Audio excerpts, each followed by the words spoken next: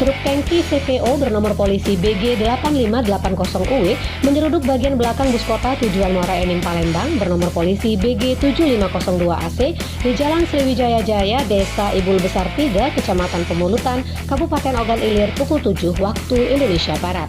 Akibatnya, bus kota yang berisikan 15 penumpang dari Palembang ke Muara Enim terpental ke depan hingga menghantam warung warga.